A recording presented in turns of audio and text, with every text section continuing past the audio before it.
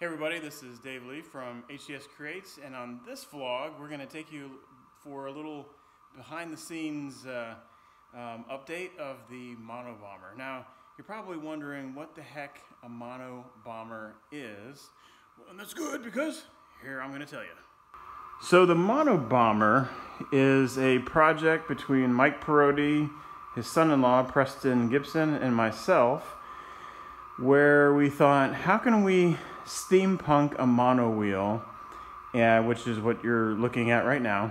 And you know, the normal, there's lots of different ways that mono wheels can be steampunked and done. There's a lot of cool steampunk mono wheels, most of which belong to Arthur Millican. So I'll put a link to Sleepy Hollow Enterprises down here, so you can check out the true master at this. But what we wanted to do is take this mono wheel that we found on Facebook Marketplace, and it originally was a Chinese mono wheel that was in the at the closing ceremonies of the 2008 Olympics. And it originally had these plastic panels on the sides and LEDs and lit up, and it was white. And so, you know, it's a cool vehicle. It's not the best design because the diameter of the inner wheel, I have since learned this from Arthur, this needs to be as close to the diameter of the outer wheel as possible in order for better balance. So you would be sitting lower, and then it just, the balance is better. This, you know, I sit and my head is very close to the top, and it was pedal powered. There was some pedals down here, and there was just no way that I could pedal it. I was just too tall. But it kind of gave me a cool idea for powering it with this electric motor here. So this is a 4,500 RPM, 48 volt brushless motor that is 1,800 watts. So I think I looked it up, and that's like 2.3 horsepower, which for what we're building is actually going to be a lot. So we've mounted it here. I am using the sprocket that's on this green wheel. This green wheel is actually the drive wheel. This, when it turns, it is basically making you roll forward and turn the outer wheel. So I'm going to run my chain from here to here. I've already cut out, you can see here, and I've got my chain coming out. And you know, consulting HCS engineer extraordinaire Stephen Chapman, we believe, or he believes, and I believe him, that this is going to be too low of a gear ratio, and that the motor is going to be spinning at too high of an RPM to go a slow speed. So it may need some modifications in the future here, but we'll see. First, we're going to wire it up and see how it does.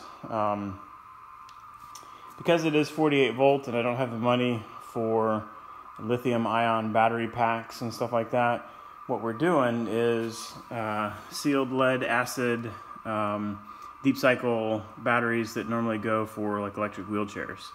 And so these ammo cans here, these are 50 cal ammo cans, are going to get mounted basically up here on the inner frame, so they'll be stationary and won't interfere with the bike, or the outer wheel rather.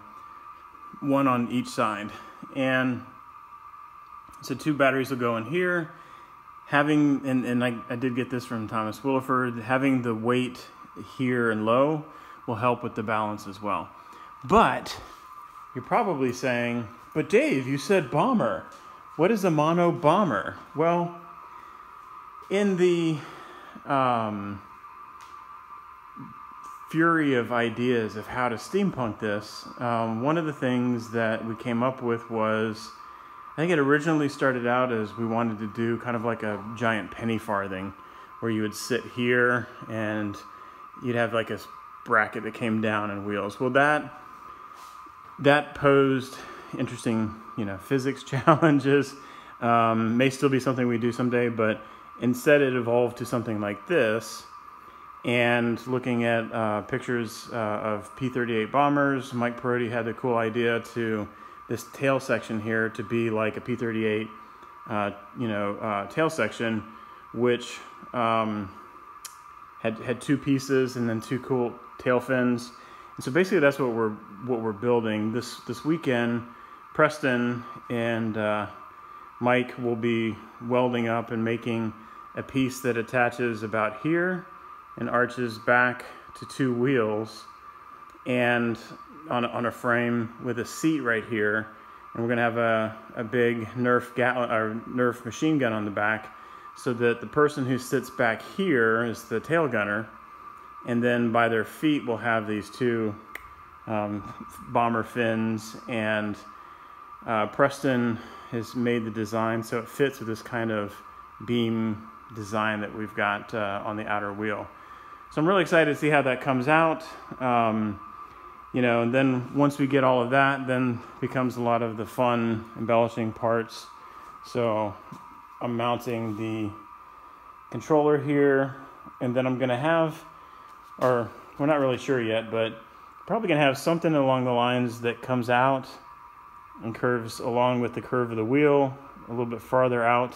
So it kind of gives like a shield view maybe, but that gives us places to put gauges and lights and electronics. And on the front side of it, we'll probably have some sort of a windshield with headlights, and we're basically trying to go all out with this. It does look a little too shiny right now. So what I'm going to do with the copper is I'm using some Modern Masters copper paint. And the Modern Masters metallic paints have, whatever the color is, they have that metal in the paint. So the copper paint actually has copper powder, as much as I understand. And you can get an activation spray that you spray on it, and it turns it green. So what I'm going to do is a lot of the spots where we have bolts and things and corners, I'm going to paint some of the paint on, do a little activation stuff on it, so make it kind of, oxidized copper looking. The black inner wheel and this framework here will get sanded down so that some of the silver underneath of it will shine through, making it look a little distressed. And then I'm going to also do some pinstriping, or at least I'm going to attempt. If that doesn't work, then I'll paint over it, but I'm just trying to do some yellow pinstriping to kind of give it a little bit of a locomotive feel, or just some of that vintage 19th century feel. And then on the box here, we're going to try to paint in a neat old-timey font with filigree around the corners and stuff, the MonoBomber. And then we'll have cool little military aviation things, like an ejection tab. So I'm going to have a canister underneath of the seat that will look like an ejection canister to make it, give the appearance that this would pop off, even though, realistically, all it would do, you'd pow and crash. But what's the fun in reality, right? So you gotta have a little suspension of disbelief. Yeah, so anyway, this is the update. So this is the update of the MonoBomber project. I've been posting pictures on our Facebook page. Go ahead and check out the link down below. If you have not already checked us out on Facebook, see all the other cool projects like Mike's airship, Ayla's mini airship vehicle that she's working on, that we're working on, and a bunch of other cool stuff. So check it out, and we'll see you later.